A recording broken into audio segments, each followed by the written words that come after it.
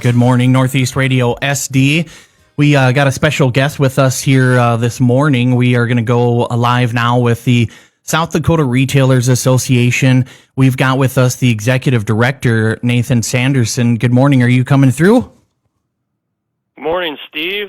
Good to be with you. Awesome. Perfect. You sound great, and we can hear you good. So thank you for coming on. We appreciate it. You bet. Thank you for having me. Absolutely. So I think, for those that might not be familiar, whether non-business owners, business owners, you affect a lot of, anyone and everyone in South Dakota, but maybe you could give us a little background on just exactly what you folks do. Well, absolutely. So I've been the executive director of the South Dakota Retailers Association for going on 8 years now. Prior to that, I worked in state government for a decade, and before that, I taught history actually at the University of Nebraska. So it's been kind of an interesting career. 8 years ago, when I started at the Retailers Association, I was initially interested in the organization because we were very well aware of its advocacy efforts.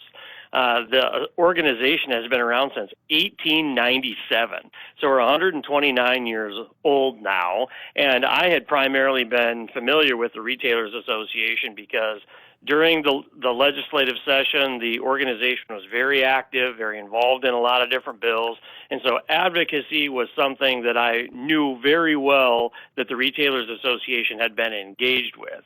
But when I took over as the executive director, I found that information for businesses was a huge component of what this organization does. Since I've taken over, we've got an email update that goes out every couple of weeks at least. We have a Retail Profit magazine publication that goes out 6 times a year. We've got a help desk for businesses if they've got questions about all manner of things. And as a little tidbit, alcohol issues are the number one thing that businesses want to talk about when they call in. And so I was familiar with that advocacy piece. We do a lot of information, and then we actually have quite a few money-saving services. We do credit card processing for quite a number of businesses, health insurance, dental insurance, reduced cost shipping for businesses, music licensing, if you're a bar or restaurant. And so kind of at a high level between information advocacy and services, that's kind of what the organization does. Kind of really quickly, we've got about 4,000 members from around the state. And so we are the Retailers Association, so we represent, small mom and pop retail businesses on Main Street. We're the South Dakota Restaurant Association. That's actually our largest membership category, and we've got more than 700 restaurants around the state that are members. Grocery stores, hospitality, tourism businesses. We've got actually a lot of tradespeople that are members of ours. Think CPAs and attorneys and plumbers and electricians and that kind of thing. So we're a pretty broad-based organization. We're in every county across the state, like I say, about 4,000 members, and been doing it for 129 years. Wow, that's absolutely amazing. Not only, you probably have some, a lot of things in place to kind of help you guide you, but how do you keep track of so many different industries and be able to help all those different kinds of businesses? Really good staff. We've got 10 folks that work for the Retailers Association. We have 4 boots on the ground individuals around the state. Up in the northeast corner of the state, Keisha Baranek, who actually lives in Miller. She covers that area of the state for us. Out west, we have Karen Hansen, who's our regional representative out there. In the sort of Sioux Falls, Madison area, we have Jamie Hybertson, who's a regional rep. And then down in kind of the southeast corner of the state, we have Colette Messman, who actually lives in Platte. And so we've got those 4 folks who are talking with businesses literally every single day out around the state. And then we've obviously got a variety of office staff to make sure that we're, keeping track of bills and we're answering questions and we're making sure that we're connecting people with those services that I talked about.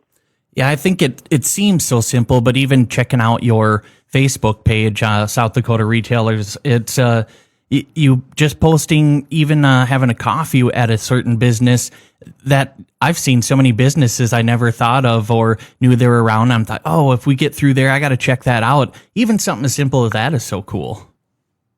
Yeah, so we have a communications director, creative director, Lorene Klapka. She actually works in Castlewood. And so as an aside, I mean, you're listening, we've got folks in Miller, we have folks in Platte, we have folks in Castlewood, we have folks whose address is Wentworth, then we obviously have a number of staff in Pierre. And so we're really, really familiar with basically every corner of the state.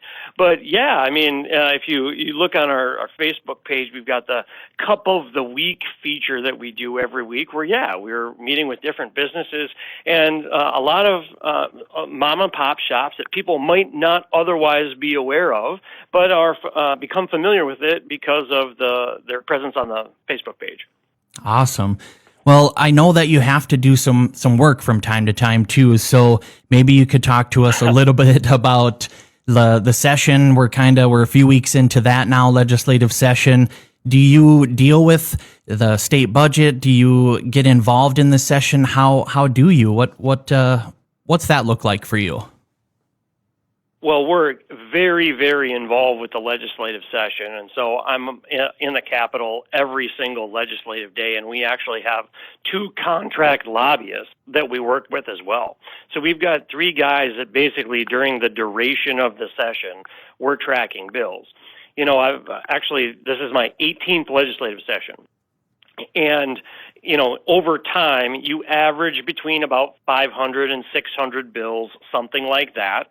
Typically, the Retailers Association is tracking, 200 to 250 of those. So, you know, a third to 40%, something like that. Thus far in the legislative session, 449 bills have been introduced. The filing deadline for bills ends next week, and so I would expect we'll see about another 100 to 150 or so drop next week. Of the 449, we're currently tracking 140 of those, so you know, right around a third, which would be our historical average. You know, as you mentioned, Steve, we just finished the 12th legislative day that ended yesterday. Most folks are aware that South Dakota has a relatively short legislative session compared to a lot of other states. We have what we call the main run of the session, which is 37 days long, and then there's a 2-week break prior to veto day, which is the formal final day of the legislative session. And so there are 38 total legislative days this year, and like I say, we just finished our 12th legislative day, so we definitely have quite a bit left. The budget has been a huge topic of conversation. I'm sure every listener has heard something about the state budget.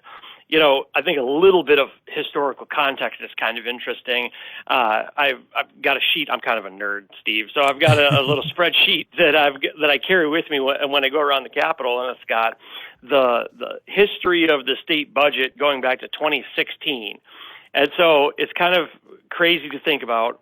In 2016, our fiscal year, South Dakota's entire state budget, that's the general funds that we get from taxes in South Dakota, that's the federal money that we get for things like highways and Medicaid, and that's other fund dollars. That's like licenses and fees that people pay and that kind of thing. So between general, federal, and other, our total state budget in 2016 was less than $4 billion, 3.9 billion American dollars in 2016. In this current fiscal year, our actual spend is going to be more than $8 billion. We've doubled our state budget in 10 years. And a lot of it is due to the COVID-19 pandemic, frankly. Our budget went up by a third in the first year of COVID, and it was largely due to federal money. We doubled the federal money that we got that year. And as a result of that and inflation and a variety of other factors, our budget has doubled in 10 years. It's kind of crazy. But even though our budget has doubled in 10 years, right now, you've probably heard, we're in a little bit of a budget crunch. How can that be? You know, how is that even possible, right? Well, obviously, as the revenues have gone up, spending has gone up as well. And so there's a lot of times legislators want to divide the state budget into 2 sort of general categories. You have ongoing money, which of course would be money that you would expect to see coming in with regularity in future years. And then you've got one-time money. That would be money that maybe was left over from last year, or there was a one-time windfall of something, unclaimed property. And so a lot of times they want to spend, and Governor Dugard was really kind of the first who said this like this. You want to spend ongoing dollars on ongoing obligations and one-time dollars on one-time things. And so right now in South Dakota, we're a little short of one-time money, and so you've seen 0% proposed by Governor Roden for the big three: education, state employee salaries, and healthcare. So when it gets into dealing with things like, you're dealing with a lot of retailers, but you also, you're a resident and you maybe hear property taxes, and that's going to affect how people spend their money or how they don't spend their money. Do you have any ideas, or do you deal with property taxes? How does something like that affect you? Well, yeah, I pay property taxes. It's kind of interesting just on my personal life. We've got a house in Pierre. We actually have just a little bit of farm ground over in Moody County. We have 80 acres in Moody County. And then as part of that 80 acres, we've got 7 acres that's an acreage on it. But we don't live on that acreage full time. So I pay all 3 classes of property. The 3 classes are owner-occupied, agricultural, and then they call it non-agricultural other. We commonly call it commercial. So I pay owner-occupied property taxes on my house in Pierre. I pay ag property taxes on the farm ground that we've got over in Moody County, and I pay commercial property taxes on the acreage that's there because I don't live on it full time. So yeah, I'm pretty familiar with property taxes, but this has, of course, been a topic of discussion for the last number of years. There have been 3 legislative summer studies on property taxes in the last 5 years, and the most recent one came up with 19 different proposals to address property taxes. Well, so if you're proposing 19 different things, that means that nobody has really coalesced around one single approach.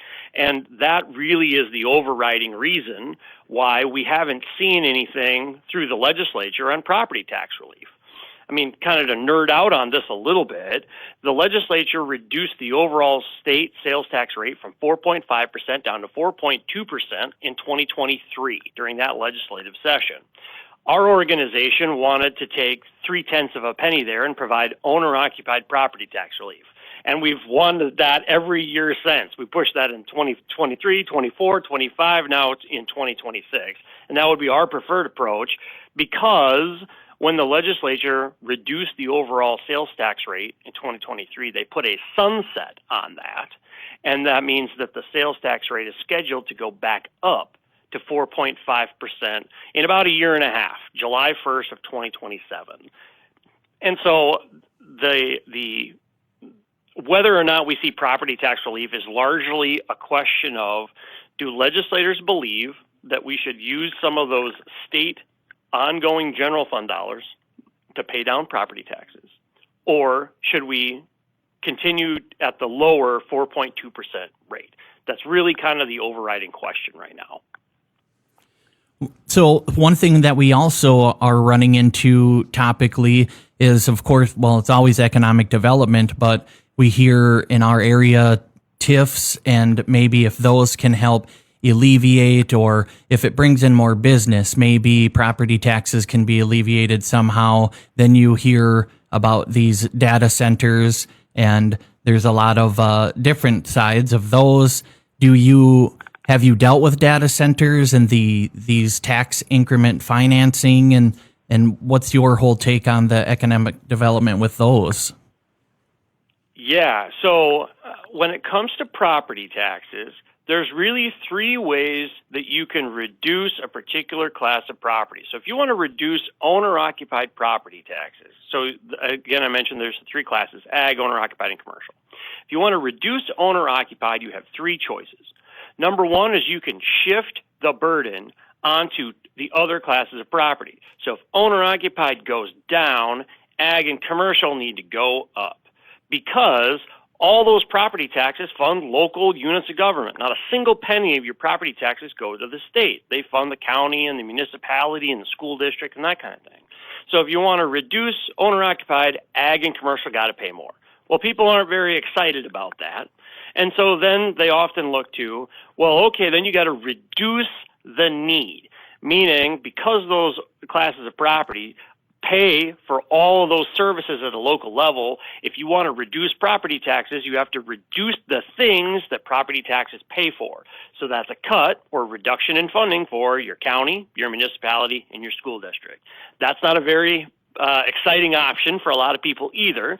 So if you don't want to shift the burden onto somebody else and you don't want to pay less because you cut the budgets of those things that the taxes pay for, if you don't want to do those two things, the only other option is to find another way to pay for it. And so when I was talking earlier about the using state general funds to pay down property taxes, that's kind of the way that the legislature has looked at tackling this problem. Well, one of the other ways that you can find another way to pay for it, of course, is to have more property tax payers, economic development.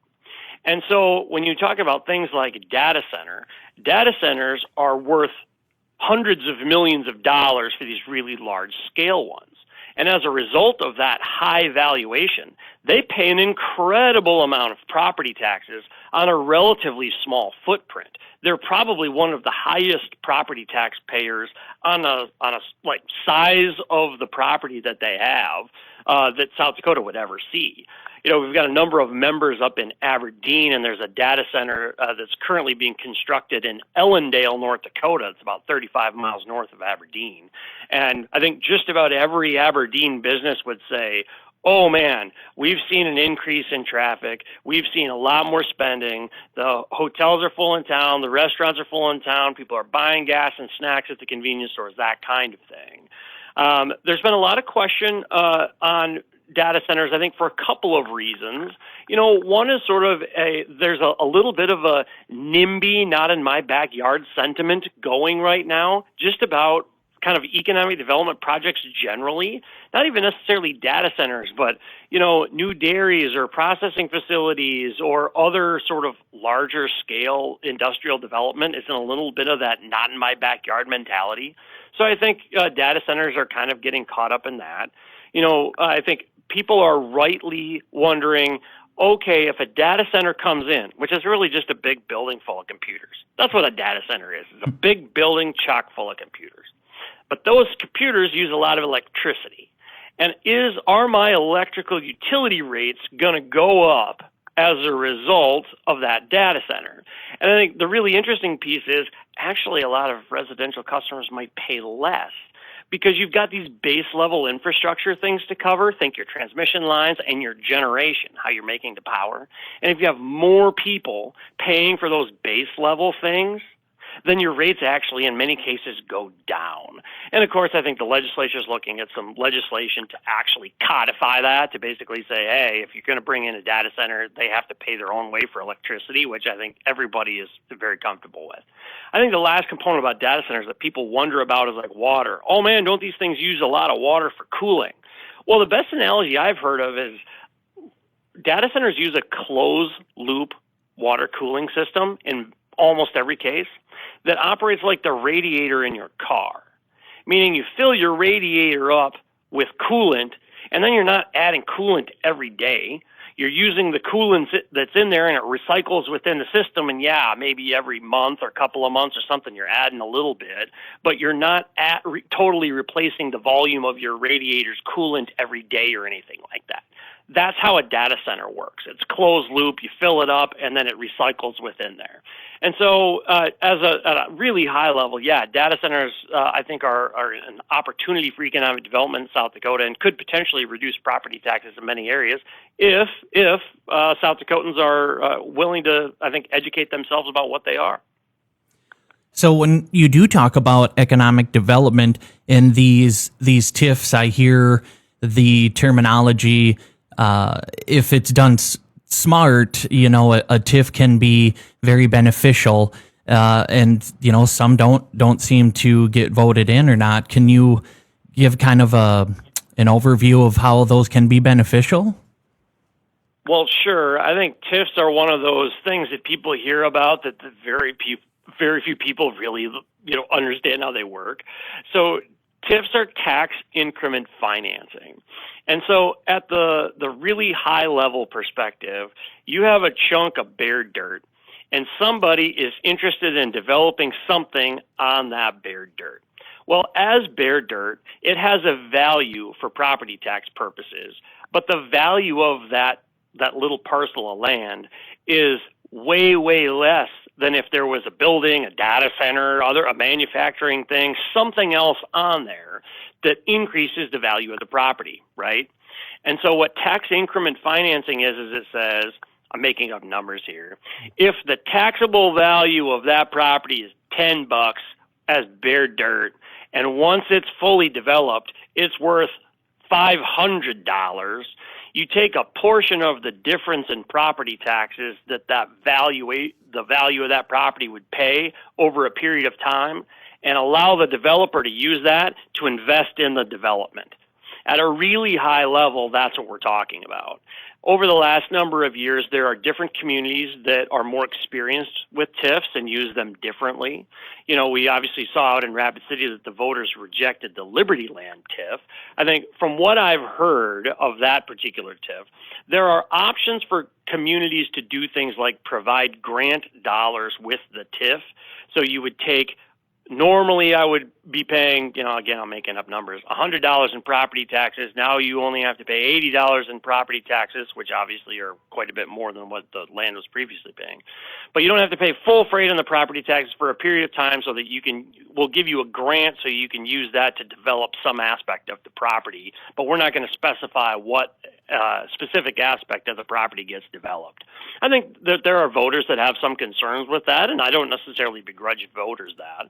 But that isn't necessarily the way that every single TIF would need to be conducted. And so I think at a really high level, it's like any other sort of tool. If it's used properly, it can be a very, very good thing. If used improperly, then citizens and voters are rightly going to have questions. But that doesn't mean that the tool itself is bad. All right. Thank you. Yeah, that's very educational. I think there's going to be some coming up in the Watertown area, so we'll stay in touch on those, and maybe you can even give us some more education. Well, absolutely. Absolutely. Well, so since you're in the session and it sounds like you are educated in a lot of the legislation, there's going to be some political, we got elections coming up here, and there's going to be the governor election. You get much into the political dynamics of the whole election situation as well? Well, absolutely. During the legislative session, that whole conversation about political dynamics is, of course, part and parcel to the whole thing. You know, if voters sit down and think about this for just a moment, what is the November 2026 ballot going to look like?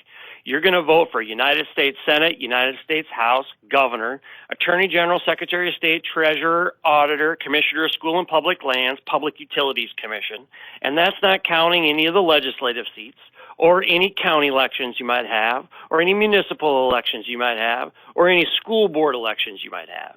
And that's just the people you're going to vote for. There are 4 constitutional amendments, I, J, K, and L. There are 3 constitutional amendments that are currently being circulated for signatures, and the legislature was considering 6 potential new amendments. 1 got killed on the floor of the House yesterday, and so now they're down to 5. But that's up to a dozen different constitutional amendments that could potentially be on the November ballot.